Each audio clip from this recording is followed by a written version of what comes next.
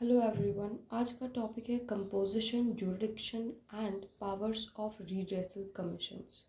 Consumer protection act 2019 ने district level, state level और national level तीनों ही लेवल के कमीशंस में कुछ चेंज किया है कंपोजिशन के अंदर।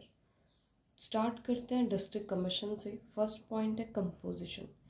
स्टेट गवर्नमेंट की रिस्पॉन्सिबिलिटी है कि हर एक डिस्ट्रिक्ट में district consumer disputes redressal commission establish किया जाए एंड हर एक कमीशन में एक प्रेसिडेंट होगा एंड 2 मेंबर्स होंगे और इनकी क्वालिफिकेशंस जो है सेंट्रल गवर्नमेंट प्रिस्क्राइब करेगी, जबकि स्टेट गवर्नमेंट ने क्या करना है, स्टेट गवर्नमेंट ने रूल्स बनाने हैं इनकी salaries, allowances and terms of services के लिए। अब पॉइंट आता है जुरिडिक्शन। डिस्ट्रिक्ट कमीशन उन कंप्लेंट्स को एंटरटेन कर सकता है जहां पर गुड्स या सर्विसेज की value as a consideration 1 crore रुपए तक पे करी गई हो, बट 1 करोड़ को एक्सीड ना करती हो। ओके, अब क्वेश्चन आता है कि कंप्लेंट फाइल कहाँ पे कर सकते हैं। तो आंसर है, जिस टाइम पे कंप्लेंट फाइल करी जा रही है या तो अपोजिट पार्टी या फिर दोनों ही पार्टीज़ या तो ऑर्डिनरली वहाँ पर रहती हूँ या फिर बिजनेस कैरी कर रखा है या फिर ब्रांच ऑफिस है या फिर पर्सनली उस प्लेस पर काम करते हैं गेन के लिए। ओके, ये सारी चीज़ें में से कोई एक भी होगा तो वहाँ पर भी कंप्लेंट फाइल करी जा सकती है। ओके, आई होप आपको समझ आया होगा। अब हम स्टार्ट करते हैं स्टेट कमीशन। स्टेट कमीशन का भी फर्स्ट पॉइंट कंपोजिशन है।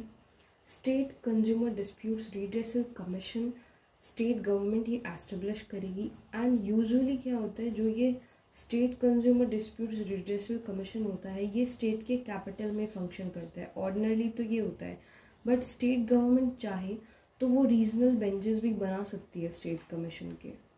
हर एक कमीशन में क्या होगा, एक प्रेसिडेंट होगा और मिनिमम 4 मेंबर्स होंगे। इनकी क्वालिफिकेशन सेंट्रल गवर्नमेंट प्रिस्क्राइब करेगी, जबकि स्टेट गवर्नमेंट इनकी सैलरीज, अलाउंसेस या फिर टर्म्स ऑफ सर्विसेज से रिलेटेड रूल्स बनाएगी।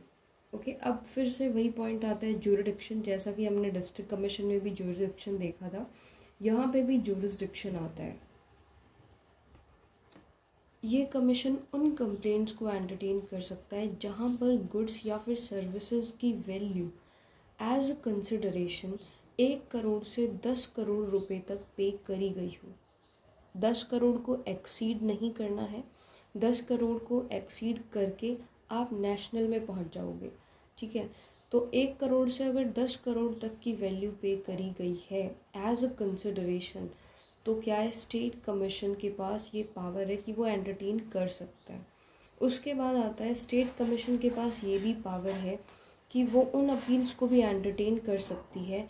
जैसे एग्जाम्पल, डिस्ट्रिक्ट कमीशन ने ऑर्डर दे दिया और विद डिस्ट्रिक्ट कमीशन के ऑर्डर के बाद पार्टीज सेटिस्फाई नहीं है तो वो स्टेट कमीशन में चली जाती हैं, तो स्टेट कमीशन उन अपील्स को भी एंटरटेन कर सकती है। स्टेट कमीशन किसी भी डिस्ट्रिक्ट कमीशन से रिकॉर्ड ले सकता है जो उसके जुरिडिक्शन में आते हैं, एंड अगर कोई ऐसा कंज्यूमर डिस्प्यूट किसी भी डिस्ट्रिक्ट कमीशन में पेंडिंग है या फिर इवन डिस्ट्रिक्ट कमीशन ने एक्सरसाइज भी कर दिया है बट स्टेट कमीशन को लग रहा है कि भाई डिस्ट्रिक्ट कमीशन ने इसको अच्छे से एक्सरसाइज नहीं किया है जुरिडिक्शन के अकॉर्डिंग, तो स्टेट कमीशन क्या कर सकता है, स्टेट कमीशन ऐसे कंज्यूमर डिस्प्यूट में एक एप्रोप्रिएट ऑर्डर पास कर सकता है। ओके, अब एक पॉइंट आता है डिफरेंस ऑफ ओपिनियन। अगर बेंच मेंबर किसी भी पॉइंट पर डिफरेंट है एक दूसरे से तो वो मैटर, वो डिस्प्यूट सेट किया जाएगा मेजॉरिटी से। एग्जाम्पल, एक बेंच लगा लीजिए कि 3 मेंबर्स की है और वो डिसएग्री करता है, तो वो अपना जो 4th मेंबर है उसके साथ डिस्कस करके और जो भी मेजॉरिटी का डिसीजन होगा वही फाइनल कर दिया जाएगा। अब क्वेश्चन आता है कि एक कंप्लेंट अगर स्टेट कमीशन को फाइल कर रहे हैं, स्टेट कमीशन में फाइल कर रहे हैं, तो क्या क्या चीज़ें होनी चाहिए। इसमें भी डिस्ट्रिक्ट कमीशन की तरह ही पॉइंट है कि या तो एक पार्टी या फिर दोनों ही पार्टीज जिस टाइम पे कंप्लेंट फाइल कर रहे हैं या तो ऑर्डिनरली वहाँ पर रहते हैं या फिर बिजनेस करते हैं या फिर ब्रांच ऑफिस है या फिर पर्सनली काम कर रहे हैं गेन के लिए। ओके, अब पॉइंट आता है powers of state commission. In the interest of justice के लिए स्टेट कमीशन या तो सुओ मोटो एक्शन ले सकते हैं या फिर क्या कर सकते हैं, अगर कोई पर्सन एप्लीकेशन फाइल करता है, मतलब कंप्लेनेंट अगर एप्लीकेशन स्टेट कमीशन में फाइल कर दे, तो ऐसा करने पर स्टेट कमीशन के पास ये पावर है कि वो एक डिस्ट्रिक्ट कमीशन की कंप्लेंट किसी दूसरे डिस्ट्रिक्ट कमीशन में ट्रांसफ़र कर सकते हैं। बट ध्यान क्या रखना है कि वो विद इन स्टेट होना चाहिए। एग्जाम्पल, अगर कंप्लेंट हरियाणा के किसी डिस्ट्रिक्ट कमीशन में पेंडिंग है, ठीक है, तो अगर स्टेट कमीशन उसको किसी दूसरे डिस्ट्रिक्ट कमीशन में ट्रांसफ़र करना चाहता है तो वो दूसरा डिस्ट्रिक्ट कमीशन भी हरियाणा के ही अंदर होना चाहिए। ठीक है, अब प्रोसीडिंग्स किसी भी स्टेज पर हों, उस स्टेज पर भी एक डिस्ट्रिक्ट कमीशन से दूसरे डिस्ट्रिक्ट कमीशन में कंप्लेंट ट्रांसफ़र करी जा सकती है। ओके, अब आता है हमारे पास नेशनल कमीशन। नेशनल कमीशन भी कंपोजिशन से स्टार्ट होता है। National consumer disputes redressal commission central government establish करेगी एंड ये ओरिजिनली फंक्शन करता है नेशनल कैपिटल रीजन में, और ये सेंट्रल गवर्नमेंट के लिए ओपन है, मतलब अगर वो चाहे तो रीजनल बेंचेस बना सकती है national consumer disputes redressal commission के। हर एक कमीशन में एक प्रेसिडेंट होंगे, 4 मेंबर्स होंगे, मिनिमम 4 होने चाहिए। फिर आता है पॉइंट ज्यूरिसडिक्शन का। ज्यूरिसडिक्शन से पहले एक बार क्वालिफिकेशंस देख लेते हैं। Qualification, salary, allowances and terms of services. National commission का सब कुछ सेंट्रल गवर्नमेंट ही प्रिस्क्राइब करेगी।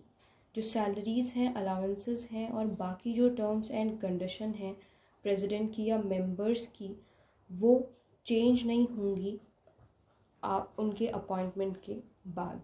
ओके, फिर आता है जो टर्म ऑफ ऑफिस होगा प्रेसिडेंट का या मेंबर्स का, वो लिमिट लगाई गई है 5 ईयर्स की। जिस दिन वो अपने ऑफिस में एंटर करते हैं उस दिन से 5 साल तक। अब एग्जाम्पल, प्रेसिडेंट और मेंबर्स अगर एक बार मेंबर बन गए नेशनल कमीशन के तो वो दूसरी बार भी एलिजिबल होते हैं, बट अगर उनकी एज प्रेसिडेंट के केस में 70 ईयर्स हो जाए या फिर मेंबर के केस में 67 ईयर्स हो जाए, इतनी एज के ऊपर जाने के बाद वो लोग प्रेसिडेंट या मेंबर की तरह एक्ट नहीं कर सकते, यानी फिर वो एलिजिबल नहीं होंगे अगर वो इस एज क्राइटेरिया पर पहुंच जाते हैं तो। ओके, अगर प्रेसिडेंट की सीट वैकेंट है या फिर वो अनेबल है अपनी ड्यूटीज़ को परफॉर्म करने के लिए, तो उसकी ड्यूटी जो भी सीनियर मोस्ट मेंबर होगा कमीशन का वो कंप्लीट करेगा। बट अगर कोई मेंबर, कोई भी पर्सन ऐसा है national consumer disputes redressal commission में जो या तो रिटायर्ड हाई कोर्ट के जज हैं या फिर कोई जुडिशियल मेंबर रह चुके हैं, तो वो पर्सन नेशनल कमीशन को हैंडल करेगा प्रेसिडेंट की एब्सेंस में। अब पॉइंट आता है हमारे ज्यूरिडिक्शन का। ये कमीशन उन कंप्लेंट्स को एंटरटेन कर सकता है जहाँ पे गुड्स या सर्विसेज की value as a consideration 10 crore rupees से एक्सीड करती हो, यानी 10 करोड़ से ज़्यादा।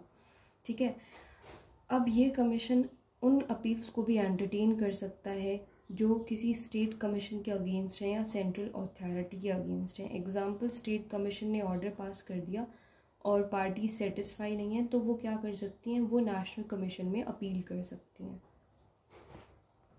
नेशनल कमीशन क्या कर सकता है, रिकॉर्ड्स के लिए बोल सकते हैं किसी भी स्टेट कमीशन को, और अगर नेशनल कमीशन को ऐसा लगता है कि स्टेट कमीशन के पास कोई, किसी भी स्टेट कमीशन के पास कोई ऐसा कंज्यूमर डिस्प्यूट है जिसमें या तो नेशनल कमीशन को लग रहा है कि स्टेट कमीशन के पास प्रॉपर जुरिडिक्शन था नहीं उस मैटर में, या फिर स्टेट कमीशन फेल हो गया अपनी ड्यूटी को अच्छे से परफॉर्म करने में, तो उस टाइम पे नेशनल कमीशन कोई भी एप्रोप्रिएट ऑर्डर पास कर सकते हैं। अब पॉइंट आता है पावर्स। जैसे स्टेट कमीशन के पास पावर थी वैसे नेशनल कमीशन के पास भी पावर है कि जस्टिस के लिए या तो वो सुओ मोटो एक्शन ले सकते हैं या फिर वो कोई अगर पर्सन कंप्लेन कर देता है, एप्लीकेशन फाइल कर देता है नेशनल कमीशन में, तो नेशनल कमीशन के पास ये पावर है कि वो चाहे किसी भी डिस्ट्रिक्ट कमीशन में या फिर स्टेट कमीशन में कोई भी कंज्यूमर डिस्प्यूट हो, वो दूसरे वाले डिस्ट्रिक्ट कमीशन को या फिर दूसरे स्टेट कमीशन को उस पर्टिकुलर केस को ट्रांसफ़र कर सकते हैं। ओके, अब पॉइंट आता है कि कंप्लेंट आप ऑफलाइन फाइल कर सकते हो या ऑनलाइन फाइल कर सकते हो।